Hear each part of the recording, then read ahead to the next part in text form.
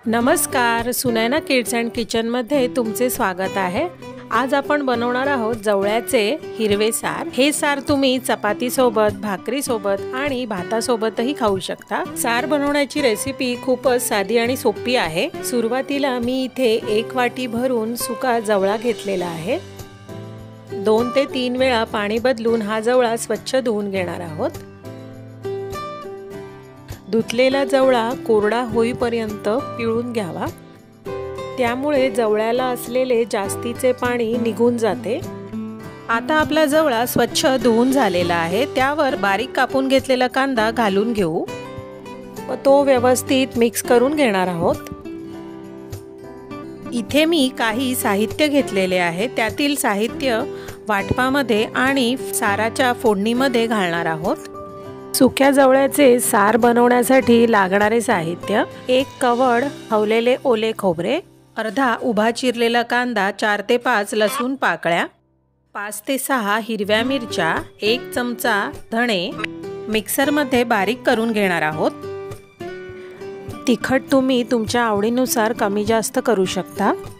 सर्व वाटण मिक्सरमध्ये घातल्यानंतर पाव चमचा हळद आणि थोडे पाणी घालून वाटप मिक्सरमधून बारीक करून घेणार आहोत। अशा प्रकारे वाटप तयार करून घेणार आहोत। 1 चमचा तेल गरम झाल्यानंतर त्यात पाव चमचा राई घालणार आहोत व त्यानंतर बारीक कापून घेतलेला टोमॅटो, 6 ते 7 कढीपत्त्याची पाने घालून घेऊ। त्यानंतर जवळाही यात मिक्स करून घेणार आहोत। 3 ते 4 मिनिटांसाठी शिजवून घेणार आहोत। गॅसची फ्लेम स्लोवर ठेवून झाकण लावून जवळा शिजवून घेणार आहोत। 3 ते 4 मिनिटांनंतर झाकण काढून फोडणी परतवून घेऊ। त्यानंतर पुन्हा एकदा झाकण ठेवून आपण हा जवळा 2 ते 3 मिनिटांसाठी शिजवून घेणार आहोत व त्यानंतर मिक्सरमधून बारीक करून घेतलेले वाटप यात मिक्स करून घेणार आहोत व पाणी न घालता हे वाटप आपण 3 ते 4 मिनिटांसाठी स्लो फ्लेमवरती शिजवून घेणार आहोत। 2 ते 3 मिनिटांनंतर झाकण काढून वाटप व्यवस्थित मिक्स करून घेणार आहोत व त्यानंतर पुन्हा एकदा झाकण ठेवून शिजवून घेणार आहोत।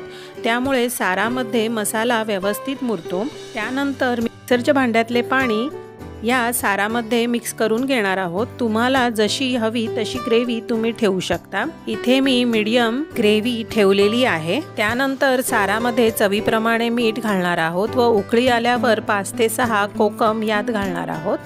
साराला उकळी आल्यानंतर आपले सार खाण्यासाठी तयार झाले आहे। हे सार तुम्ही नक्की करून बघा, तुम्हाला आवडेल। तसेच हे सार तुम्ही भातासोबत, भाकरीसोबत किंवा चपातीसोबतही खाऊ शकता।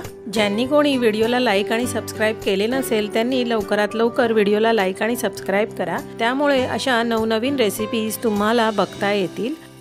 जर तुम्ही दिलेल्या प्रमाणानुसार दाखवलेली रेसिपी केली तर ती रेसिपी अगदी परफेक्ट तयार होईल। व्हिडिओ जास्तीत जास्त लोकांपर्यंत शेअर करा, त्यामुळे ते साध्या सोप्या रेसिपीज घरच्या घरी बनवू शकतील।